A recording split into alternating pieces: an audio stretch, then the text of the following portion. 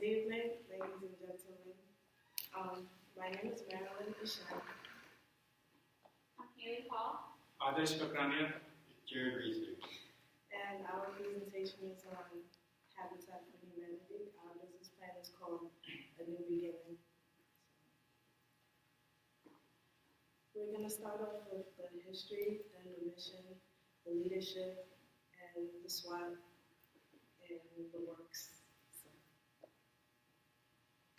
Okay, so the history of Habitat for Humanity is much different than you would actually think it would be. The founders, Millard and Linda Fuller, they were actually very wealthy. They opened up a marketing firm, and by the time they were 29, they were millionaires. And all this money ended up causing problems for them in their marriage, and also caused problems for them health-wise because it was very stressful. And they're always going and moving and always busy with their work. So they decided that they needed to do something different with their life. So they decided to sell everything and give all their money to charity and look into things they could do to help other people. They decided that affordable housing was something that interested them. So they looked into it more and decided that they wanted to try something themselves.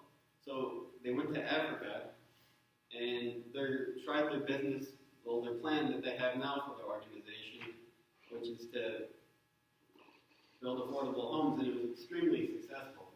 So in 1976, they created Habitat for Humanity, and they went international. They made affordable, livable homes for people who need them. An organization without a mission is like a boat without a direction. Habitat for Humanity tried to advocate the teaching of Jesus Christ.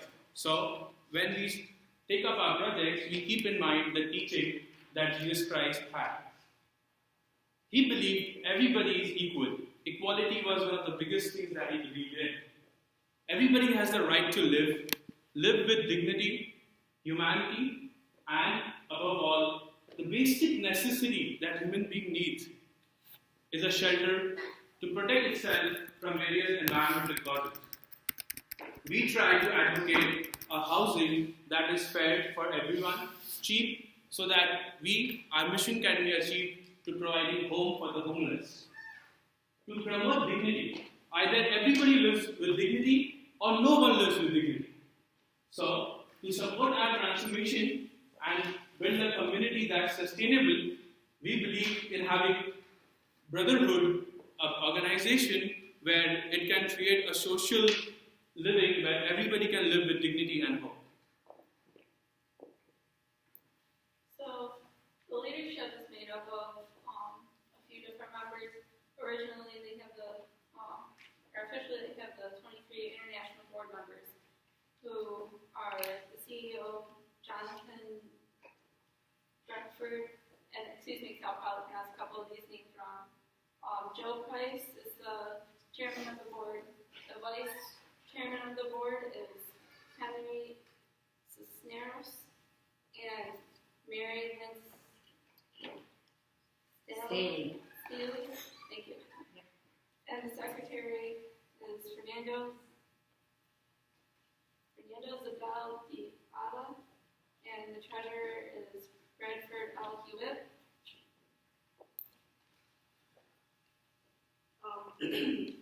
There's a subgroup in Habitat for Humanity called Habitat New York City.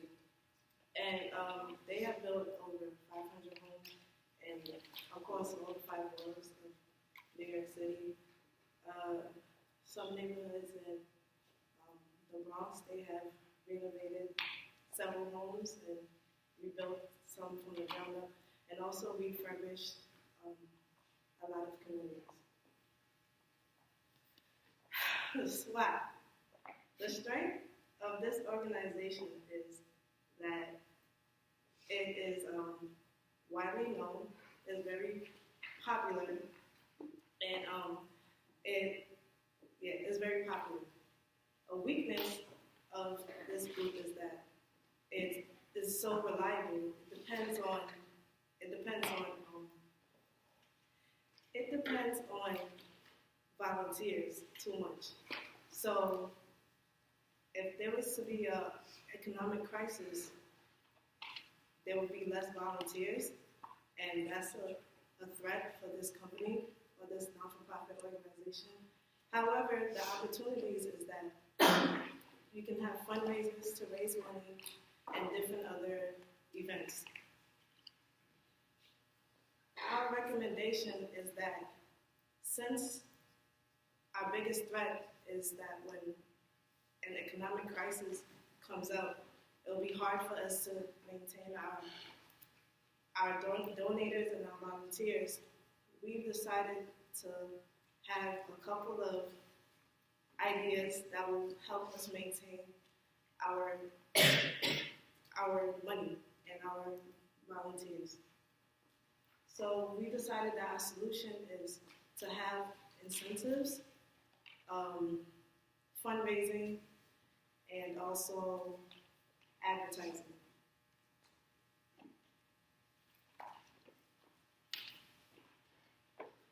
The problem is that during crucial times, like I said, we would lose volunteers. And this is our main focus because this is really the only problem that this organization has. Apart from that, it's a pretty good organization with a very strong foundation. Our solution is incentives. How many of us believe giving incentives make us work more harder? Okay. A very common example. If you are said to clean this room in an hour, you get a minimum wage. But if you are said you get the double of minimum wage if you clean it in 30 minutes, would that not be an incentive to work harder? It does, right? Same way, organization like us, it's non-profit. It tries to give incentive to its volunteers because the problem is during crucial times we don't get people. How to attract people to work for the organization? Give them incentives. So, as a Habitat for Humanity builds home, it needs a lot of labor work. If we provide them meal, it will not only increase their efficiency, but will make them even get to better working. Any student who works for 100 hours in a year for Habitat for Humanity gets a scholarship from our side. And if a volunteer works for 2 years for Habitat for Humanity, we either help him to build his own home or we provide him the mortgage payment opportunities. So one of our solutions that we came up with was fundraising, because this is also going to help fund the incentives that we plan on installing into the company. The first one that we recommended for a fundraising event was silent auction. This is going to be more geared towards a higher class group of people because they're going to have a little bit more money to contribute since the silent auction is going to be more donation based, and it's easier for them to come and go and tell their friends for the next coming year about this auction that they went to. The entry fee to get into the auction is going to be $10, which will cover a meal, which is another incentive for them to keep coming back. And then we have the walkathon, which is going to be geared more towards the lower and middle class, because this is going to be a low-cost activity where people can do it with their families and come out and enjoy the day. A walkathon is pretty much a walk that's set up for a certain amount of distance where people pay money or you can get supporters to help you with it. So say you have a friend that's like, I'll pay you $5 to walk the whole mile, then they have support on it and it's bringing more money into the organization. And then this is going to be a very high recruiting and donation opportunity because along the way of this walkathon, you can have tables set up where there's advertisements of and pamphlets and volunteers who are working there, providing information to people as they're walking through. And there will also be raffle baskets at the end. So when people get to the end, whoever's lost, they can have a few free tickets to put in whatever basket, and then whoever's come just to watch and hang out, they can pay for some raffle tickets to see who wins the prize at the end of the night. last part of our solution is advertisement. Currently, right now, they don't put much. You don't put much into advertising. You should, because I've asked many people around this campus if they had seen any advertisements for Habitat for Humanity, and many of them said no. And and also, along with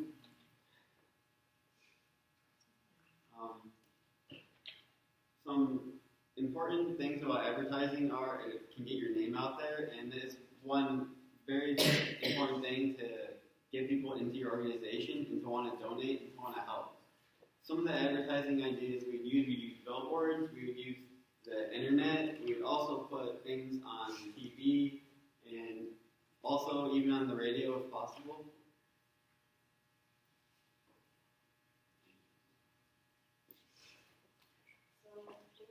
Timeline.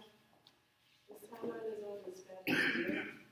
As you can see, we have billboards that we plan on putting up in 3 major U.S. cities. We have fundraisers. We also have potluck dinners for Thanksgiving. We have a fundraiser in the summer and in the winter. So, continuing. We also plan to utilize social media to get most of our messages out. For example, we want to and use YouTube to post some of our advertisements and stuff like that. For example, when we want to post our announcement for our benefits and our incentives, we would use social media to get that message out because it's feasible and it's free. So the benefits of incentives, fundraising, and advertising. Like a coin has two sides. If you flip it, it has to have a head or a tail. It cannot be head, and a tail, tail. So if you are to benefit our volunteers, why would they even work for us? It's okay to give back to the society, but they should also learn something from what we make them do.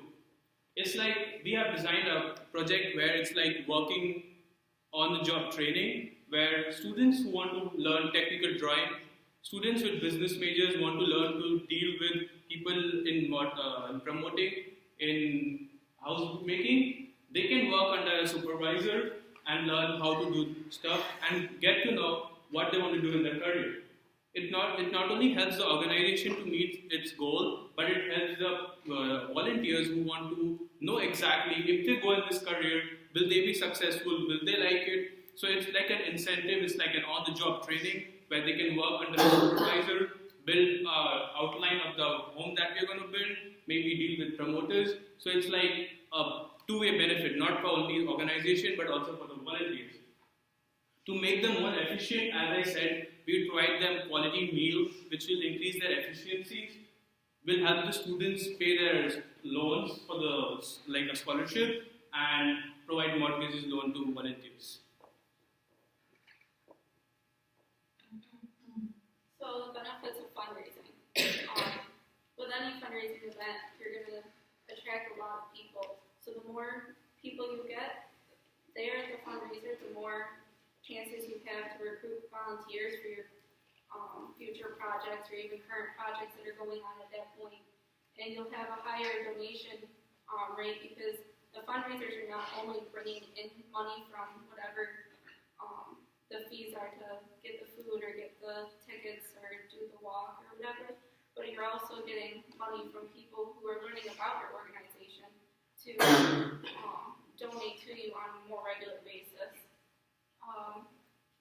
And doing fundraisers and getting people to come back each year is going to be one of the most important things to focus on.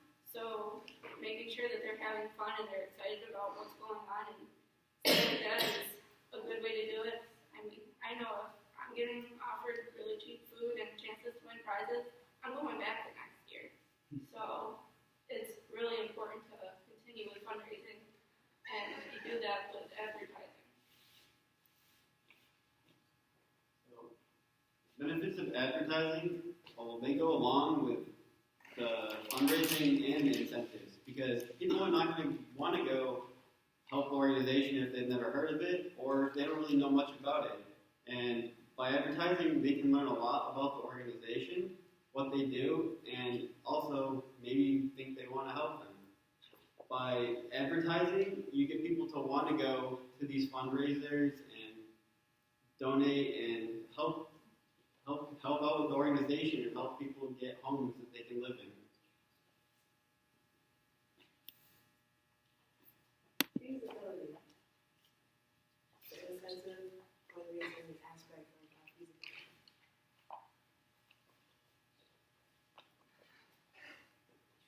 As we are a non-for-profit organization, we don't have a fixed source of revenue. To run an organization that gives back to the society, we need revenue to run it. So we mainly bank on two events, Walkathon and Silent Auction, to get our current projects to meet our goals and objectives. We try to keep all our donors updated with what we do. We had not been advertising all these years, even though we do a good job. Having a presence globally, it matters a lot. And when it's crisis in US, that doesn't mean there will be a crisis in, say, London. So if we don't have a lot of revenue coming in from this country itself, we can get it from outside. But how do we keep them updated? That's what we will target, try advertising, keeping them updated with our projects so that they know what we are doing and get you new volunteers who can be associated with us and help us to build the goodwill of the organization. So you're probably wondering now, like, how are we going to be able to afford these big fundraising events, and how are we going to be able to afford these incentives that Josh just talked about? Well, with the silent auction and the walkathon, your volunteers that you already have in your organization are a great key to use for staffing and keeping things running smoothly, because for one, they're going to be able to tell other people some good things about the company and what you guys are doing, and they know it on a volunteer basis. So it's going to also be not only free, but able to recruit more people. Second, the low cost. Most places will allow you to use their facilities and stuff, like the fire hall will let you set up for like the silent auction, or even roadways are usually blocked off for fundraising events like this. And it's not going to cost you anything because they not only get tax write-offs, but it's also good publicity for them to allow you to use that spacing. For costs of the advertisement or refreshments and stuff like that, it's not going to cost all that much because social media is free. And refreshments, if you go to your local supermarkets or anyone that's nearby, they're really willing to help donate foods and stuff generally to support the causes that are being mentioned. And your volunteers could be bringing other items too, so you could have someone bring a dish to pass for the silent auction, or even bake cookies for the walkathon. And the raffle baskets and the items that are being used for the silent auction and the walkathon, those you go to your local businesses in the area and you ask them for a small donation, and generally they'll put a good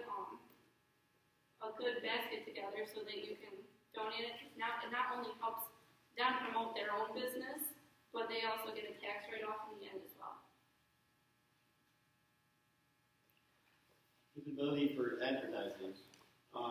Like she said, social media is a free form of advertisement, so it's something that all organizations and companies are starting to use more and more because it's such an easy way to get your name out there, and it doesn't cost you anything. With advertising, you will get more people to know about it, and then you might get more time on news. So that also increases the amount of people that are hearing about this organization and might want to go help or donate or maybe volunteer because they've heard about these incentives. It doesn't cost much to advertise, especially using the free forms, and YouTube ads aren't that expensive either. Currently, right now, I have never seen an advertisement on TV for Habitat for Humanity. I know a few other people I asked had seen an advertisement, but another organization that is comparable by how much money they get to use is American Cancer Society. And I see advertisements for them all the time. Every time I turn on the TV, I see an advertisement for American Cancer Society. Having a home to live in is something that's just as important as being aware of cancer. So advertising is something that needs to be done a lot more. Another thing that is not that expensive to use or as an advertisement is billboards. Billboards, you can put them up anywhere, or not anywhere, you have to find a place where you're allowed to put up a billboard, but it's put one on a major highway, people will see it, and they might think, well, maybe I can go donate, or maybe I can go help volunteer and help build a home for somebody who needs one, because I already have a home that I'm living in. And while with advertising, we will get people know the incentives, and also have people aware of the fundraisers that we're having, and it will help the organization grow.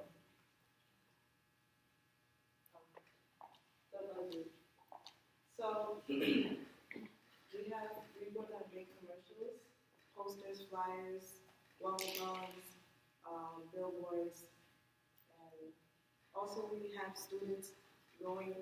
volunteers going from school to school to have talks about Habitats for Humanity to students who are interested in architecture and also engineering. So all these fees will come up to $151,366.50. So call for action. So who are we? Habitat for Humanity. What's our objective? To build home for the homeless. What's our threat? We don't have support during the crucial time. What's good about us? We have a global presence, so we don't need to bank on a particular country if we are in need. We, from our group, are trying to do fundraising events, as talked about walkathon and silent auction. For our recommendation, we try to advertise, get our name outside, provide incentives to our volunteers, and do fundraising. Join hands with Habitat for Humanity to make the world a better place, a place where we can live with dignity and with pride. Thank you.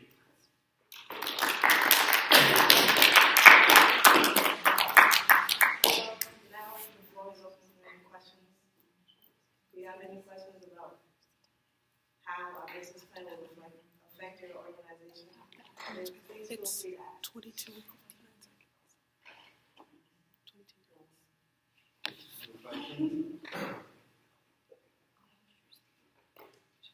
Okay, your budget. I noticed that you had about $1,500, I think it was, for, can you go back to your budget? For a commercial. Airtime on television on a major network is very, very expensive. I'm wondering where you got your figure that's so low there, or how long were you planning on airing it? Yes.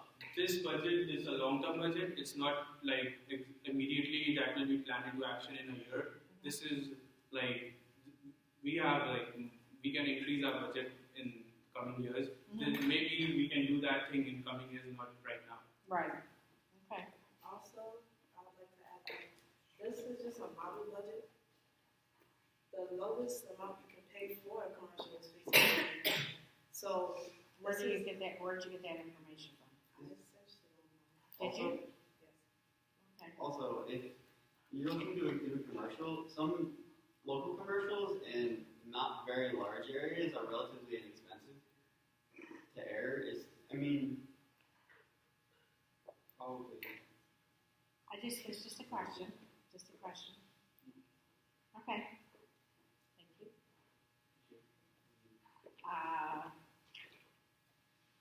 So what do you find to be of all the benefits, what do you feel is the strongest? Because you talked about multiple avenues in which Habitat for Humanity could go. What do you feel as a team is the strongest?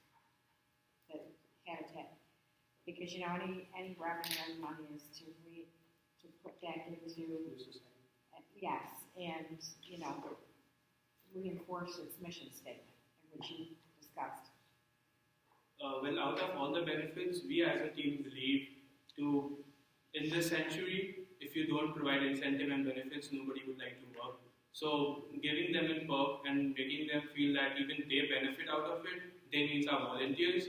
If we do something that benefits our volunteers even and help us to meet our organization goals, that would be the best thing. So providing them, it's like on-the-job training, like putting them under a senior and helping them to identify if they can pursue their career in this field, maybe in architecture, maybe in drawing, or whatever field may be. Okay. That's what we have. Also, along with what Darsh was saying, we feel that incentives and benefits are the most important, and we had to add the fundraisers and the advertisements in because we believe that without having those two things, we will not get the support we need for the help that we need to actually be able to give the incentives. To build the awareness. Yes, to build the awareness. Okay, very good.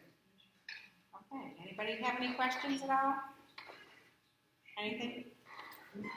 Back there? Yeah, I'd like to choose. Alright, so you guys know if like the strategy is the same like up in New York compared to like down in Atlanta, how they run things? Because I know like down south it's like they do a certain amount of hours and they're at a certain income level, they can earn their own habitat for humanity home. It's the same up here. I can answer that. I believe that it's different down south because, like, another factor that affects this organization is weather. So the weather down south is more dry, so it'll probably be more hours that they'll be working on projects instead of the big cities. Okay. Yes. Also, it's okay. They do things differently, and because they're an international organization, so over in other countries they have different ways that they actually function. I mean, it's all similar because it's all the same organization, but everything is going to be slightly different based on the area. Like you said, weather's one thing, but also the average income of the area and how they build homes is different too. So that all plays a factor in how they figure out how they're going to work. Okay, very good response. All right, thank you.